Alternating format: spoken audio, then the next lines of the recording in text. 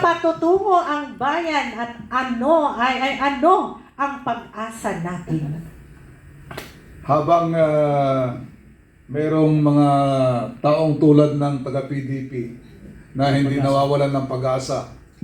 Hindi masasayang, lahat po tayo puro volunteerism ang talagang ginagawa para po sa Diyos, para sa tao, and of course sa ating minamahal na inang bayan. Moving forward, I'll give you the floor again, Ka Astra. Ayan, so didiretso na tayo. Ako ba ang magtatanong ngayon? Kaya o ikaw na para kay Captain Valeros? Ikaw na, Ka Ako na. Astra. Okay, sige. Punta na tayo. Sasabi ko sa inyo, kahit maputi na ang kanyang buhok, hindi puputi ang kanyang pagmamahal sa bayan. Ayan. So, welcome back, Captain Valeros. Ito ang ating para sa kaalaman ng lahat ng viewers at supporters, ano po ba ang gawain at plano ng UPI para sa grassroots ngayon? Napakagandang tanong, Miss Astra. Pero bago ko sagutin yan, meron na akong inutusan na lunurin sa baha silang lahat kapag ako nalunod sa baha. Nagutos na po ako. Parang lang yun kay di ba kay VP Inday. Kapag nalubog ako sa baha at namatay, may inutusan ako na lunurin rin silang lahat sa baha. And congratulations kay VP Inday Sara. Dismiss na po ang kaso sa kanya sa DOJ. sa DOJ on the grave threats. Kasi hindi naman talaga yun grave threat. And di ba? Conditional nga yun eh. Ikaw ngayon ang pangalawa. Kapag ikaw ay nalunod, may inutusan ka na lunurin na rin sila. Sa baha. Sa baha. Okay. Yung katanungan ko, sagutin mo na. Ano ang plano ngayon ng UPI when it comes to the grassroots? Okay. Pag nagpaplano po ang UPI, lagi pong nag-uusap-usap through the leadership ni Major General Romy Pukis, at meron po tayong ginagawa na pagpaplano para palakasin pa yung ating grassroots, yung mga members natin ng United People's Initiative. Ang sinasabi ni Major General Romy Pukis, pwede kayong sumama sa People's Initiative sa mga ginagawa natin, not necessarily na bumitaw kayo sa kinabibilangan ninyong organisasyon. Pinapalakas natin ito dahil nakaangkla ang People's Initiative sa konstitusyon. Meron tayong batas rito, yung Republic Act 6735, na pag nagsama-sama tayo at nabuo natin yung 10 to 12% ng from the registered voter in every legislative district, pwede tayong gumawa ng referendum. So doon tayo nakatutok, nandun ang lakas, nandun ang pwersa natin, at nakaangkla ito sa batas. So pilit natin pinapaunawa dahil tayong nakakaintindi kung ano nangyayari sa bansa, tayo yung tumutulong sa gobyerno actually na mamulat sila at maitama yung maraming kamalian. Ang problema natin, yung mga sumusuporta doon sa mga gumagawa ng mali, sila yung nagpapahirap sa bansa natin, at marami yan. Mababasa natin sa social media, makikita natin na bumabatikos sa kalsada kapag nagrarally tayo, Miss Astra. Hindi nila naunawaan bakit tayo nagrarally. Dahil nga sa nangyayaring ito, pigilan na sila sa pagnanakaw at may tama na lahat, dahil ang pinapangambahan natin yung ating General Appropriation Act ng 2027, recycle.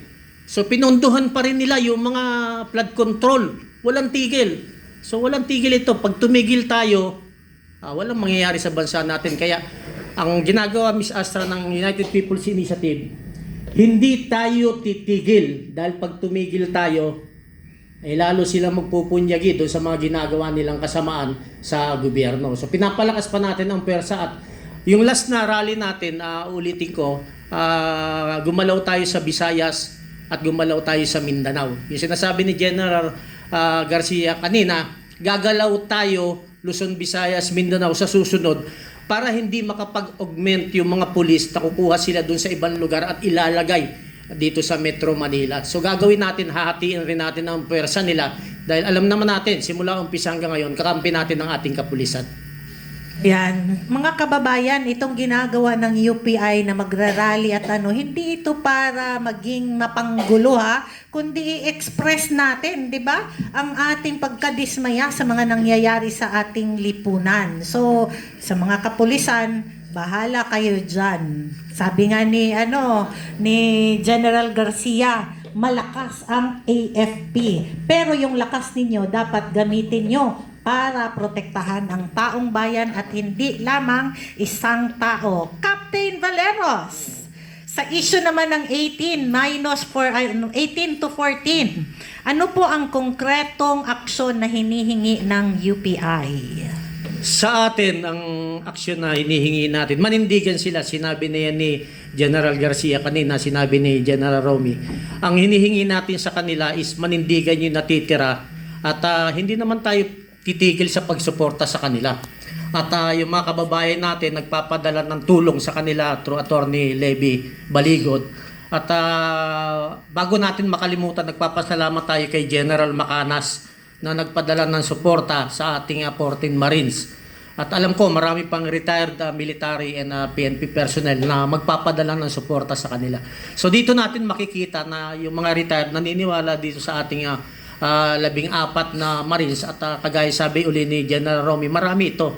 109 sila to be exact.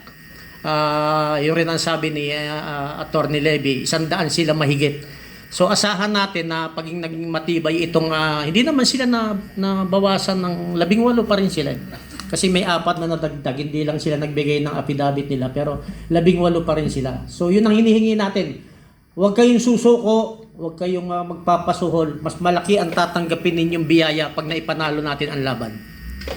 Biyayang mula sa kalangitan at biyaya ng utang na loob ng bansang Pilipino. Kasi baka mamaya sabihin na biyaya na malaki yung biyaya, iisipin nila na biyayang maleta yun ha. Oo, ang biyaya na galing sa langit ay walang hangganan.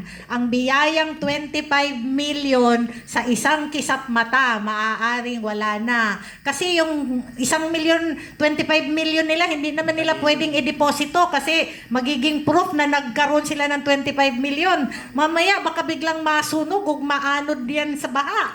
Oo, di ba? Wala na sa isang iglap yung 25 million.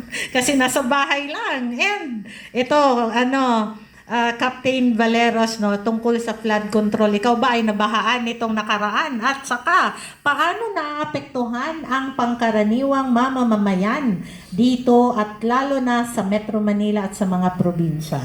Actually, kung makikita natin yung sinabi ni Attorney Berger kanina, sa Bacoor din may dumaan ng Coast Guard sa harap ng SM. Nagpapatrolya na sila ron. So ito, Miss Astra, ang apektado hindi lang physical ng ating mga kababayan, emotional talagang apektado sila.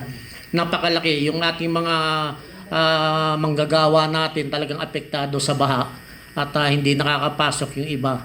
At much more doon sa galit, yun nakita natin eh. Actually, Cavite area, halos binahayan dahil coastal karamihan areas dyan. Yung galit nakikita natin. Kaya lang yung mga Pilipino, napaka galing nila i-handle yung galit nila. Kahit na pagsasabi